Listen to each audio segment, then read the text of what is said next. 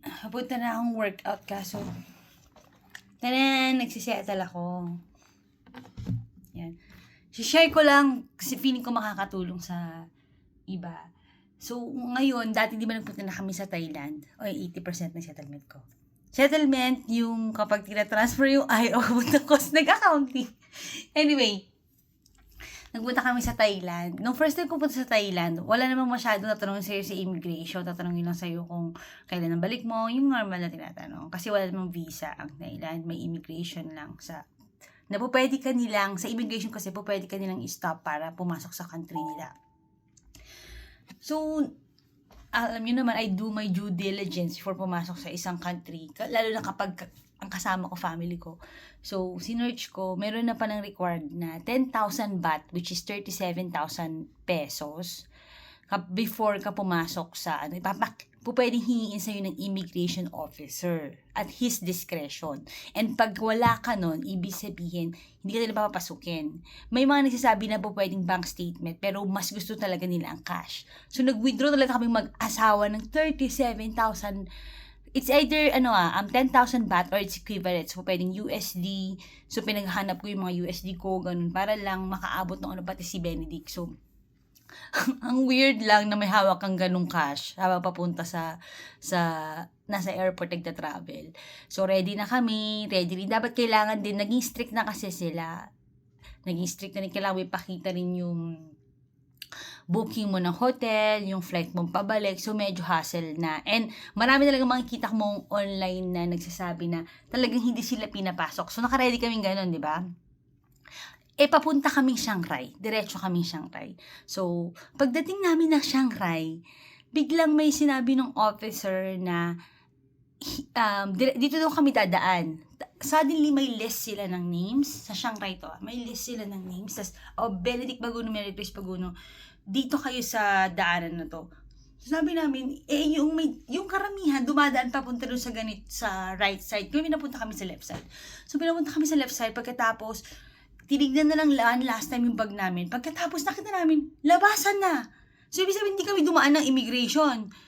Natakot ako kasi first time ko pumasok sa isang country na hindi ako pinadaan ng immigration. After reading all those, baka mamaya bigla kaming huliin, di ba? So, pumasok ako sa loob. Tapos sabi ni Benedict, criminal yun.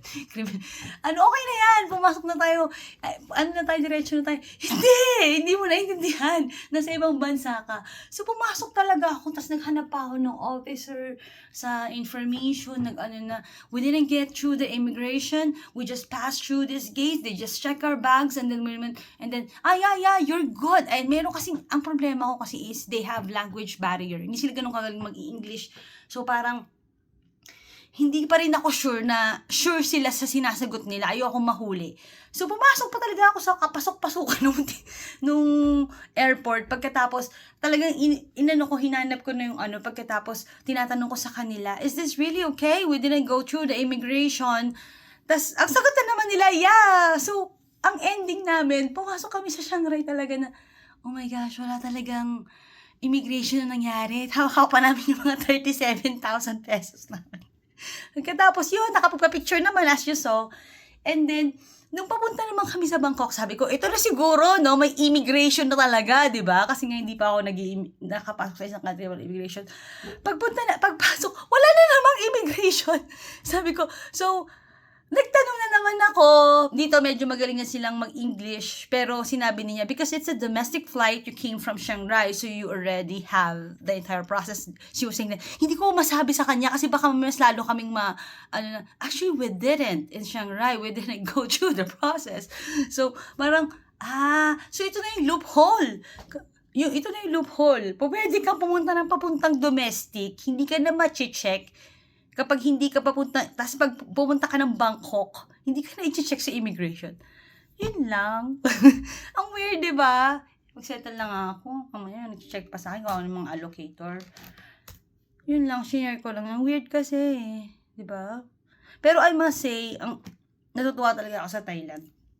Nakakita nga pala kami ng mga ladyboy, which is natutuwa ako kasi yung unang beses ko pumunta, walang ladyboys. Ngayon talaga, ilang beses kami nakakita ni Benedict, promise. At saka ang gaganda talaga nila. Pero nakakatawa lang kasi hindi nila masyadong ma-change yung boses nila. Kasi ito pa, ewan ko na kung anong meron sa country natin. Pag pupunta ako ng Hawaii or Thailand or kahit sa Japan, parang mas masarap yung mangga nila. Akala ko ba mas masarap ang mangga natin? Hindi ko naintindihan na bakit mas masarap ang mangga nila. 'Di ba? Wala lang, naisip ko lang yun. Ano ang mga thoughts ko? Random thoughts. Kahit nga sa China. 'Di ba? Tsaka, separate vlog na nga sa China. Ito, vlog. Separate na nga sa China. Anyway, siguro life-changing talaga sa akin yung China. Promise, life-changing talaga yun. Kasi mula nung nagpunta ako sa China, wala na. Di na ako titigil ng kakadaldal. Wala na matatapos to. Tsaka na nga China. Bye!